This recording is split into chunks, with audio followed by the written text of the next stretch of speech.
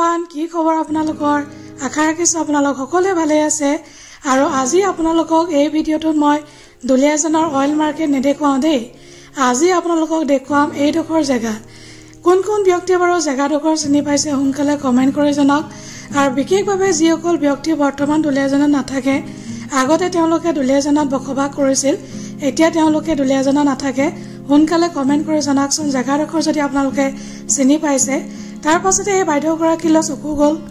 কি বনাই আছে সুধিলো বোলে পাপৰি চাট পায় মই ভাবিছিলো পানী পুৰি খাম বুলি কিন্তু পানী পুৰি না পাপৰি চাট পায় বুলি ক'লে আৰু এইটো কাৰণে অৰ্ডাৰ দিলো দুপৰীয়া আছিলে খুব ভোক লাগি আছিল আৰু বহুত দিন পাপৰি চাট মই খোৱা নাই এইটো কাৰণে তেখেতৰ ওচৰত অৰ্ডাৰ দিলো তাৰ পাছত ধুনীয়াকৈ ভিডিঅ' বনাই ৰখি আছো আৰু পাপৰি চাট খোৱালৈকে তাৰ পাছত এইফালে বনাই আছে দেখি আপোনালোকৰ লোভ লাগিছে নাই কমেন্ট কৰি জনাব আৰু কোনে কোনে পাপৰি চাট খাই ভাল পায় আৰু কোন কোন ব্যক্তি বাৰু দুলিয়াজানৰ পৰা বৰ্তমান মোৰ ভিডিঅ'টো চাই আছে কমেন্ট কৰি জনাব আপোনালোকে আৰু যদি ভাল পায় লাইক এটা কৰি দিব আৰু ফাইনালি এফালে পাপৰি চাট হৈ গ'ল এতিয়া মই খাওঁ তো আজিলৈ আহোঁ বাই বাই